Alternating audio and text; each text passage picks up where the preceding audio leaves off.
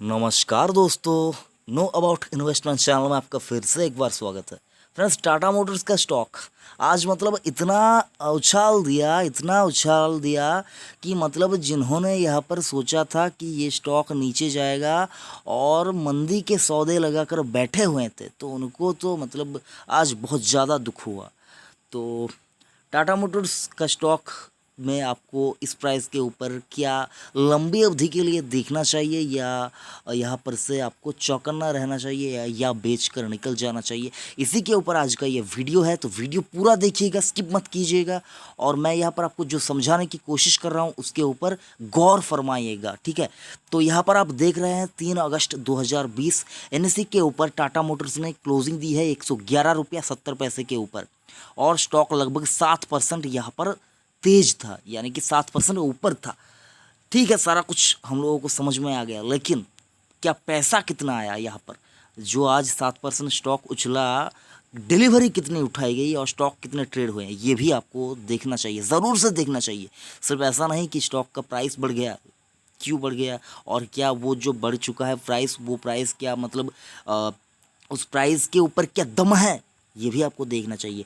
तो एनएसई के ऊपर देख सकते हैं आप 19 करोड़ 47,65,847 स्टॉक की डिलीवरी ट्रेडिंग हुई है, और डिलीवरी कितनी उठाई गई है 3,15,82,995।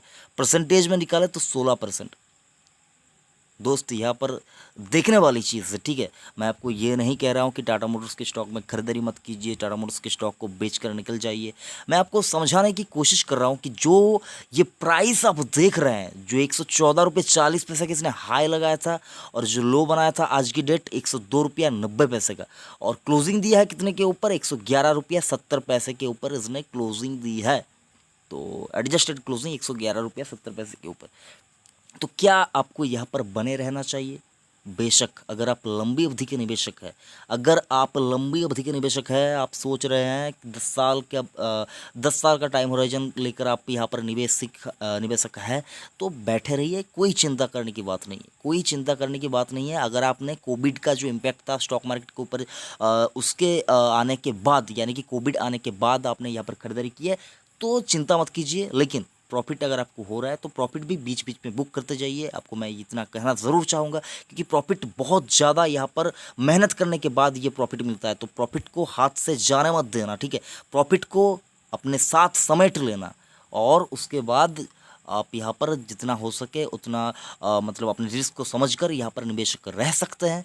अगर आप यहाँ पर बात करें डिलीवरेबल क्वांटिटी की, मैं बात यहाँ पर क्यों कर रहा हूँ, तो मैं आपको एक स्टॉक का नाम यहाँ पर दिखाना चाहूँगा। अमूमन ये एक बैंकिंग सेक्टर का स्टॉक है, और इस बैंक के बारे में आपको मैं बताना चाहूँगा कि अच्छे कैटेगरी के स्टॉक में गिरावट में क्या होता है, और जो हाई बीटा स्टॉक है, जिनका जो बहुत ज़्यादा रिस्की स्टॉक होते हैं, उनके ऊपर जब प्राइस बढ़ता है तब क्या होता है। तो टाटा मोटर्स अभी आप बात करें तो यहाँ पर बहुत ज़्यादा ये रिस्की स्टॉक के कैटेगरी में अभी आता है, अभी हाल फिलहाल में आता है। तो यहाँ पर आप देख पाएंगे 7% स्टॉक तेज़ तो ज़रूर हुआ, लेकिन 16% की डिलीवरी। उसी तरफ HDFC बैंक 2.5 से 3% की गिरावट, 2.5 से 3% की गिरावट, लेकिन डिलीवरेबल क्वांटिटी 48% का डिलीवरेबल क्वांटिटी, 1,58,91,781 स्टॉक की ट्रेडिंग हुई है, डिलीवरी उठाई गई है 75,78,000। समझ सकते हैं, आपको मैं समझाने की कोशिश यही कर रहा हूँ बार बार कि अपना जो पैसा है उसको ज़्यादा से ज़्यादा, जितना पैसा आप मार्केट में लगाना चाहते हैं उसको ज़्यादा से ज़्यादा ऐसे स्टॉक्स के ऊपर लगाइए जिनके ऊपर लोग पैसा लगाना पसंद करते हैं। ऐसा नहीं कि टाटा मोटर्स का स्टॉक खराब है, कंपनी बहुत अच्छी कंपनी है, बेहतरीन कंपनी है।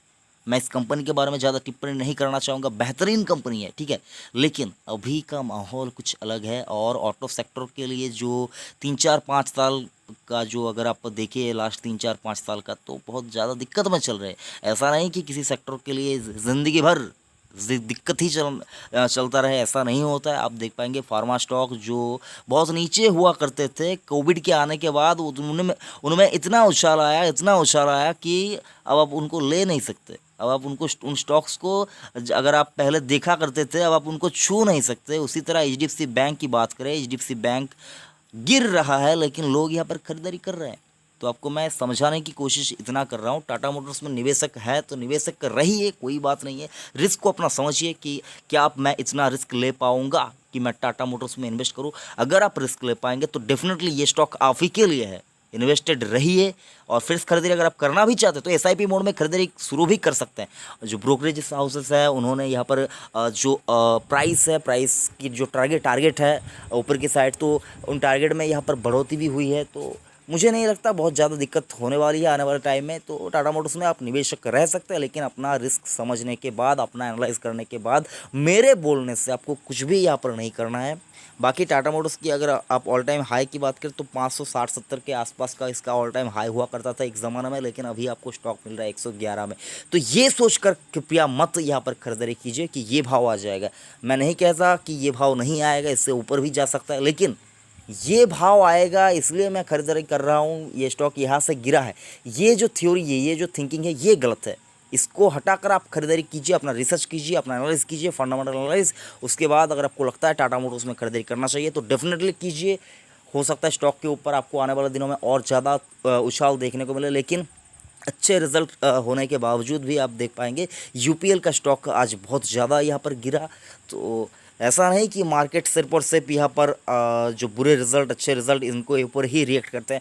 सब कुछ मार्केट, स्टॉक मार्केट के ऊपर आपका जो एक्सपेक्टेशन है उसको वो फुलफ़िल होगा, ये इस बात की उम्मीद मत रखिए। एक्सपेक्टेशन के ऊपर स्टॉक मार्केट नहीं चलता है, सेंटिमेंट के ऊपर चलता है और यहाँ पर टेक्निकल और फंडामेंटल के ऊपर बेस करके चलता है। ठीक है, तो आप इमोशनल है किसी स्टॉक के ऊपर। मैंने तो टाटा मोटर्स का स्टॉक 500 में खरीदारी करके रखा है, मैं उसको 500 जब तक नहीं आएगा नहीं बेचूंगा।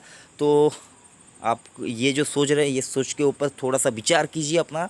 और बाकी टाटा मोटर्स कंपनी तो बहुत ही अच्छी कंपनी है। इंडिया के अंदर अगर देखें तो जितनी गाड़ी, जो बड़े ट्रक्स वगैरह होते हैं, जो बसेस वगैरह होते हैं, तो उनके सबसे ज़्यादा मार्केट शेयर जिसके पास है वो टाटा मोटर्स है। तो ऐसा नहीं, तो अगर इंडिया को ग्रो करना है तो ट्रक और बसेस का सहारा तो लेना ही होगा।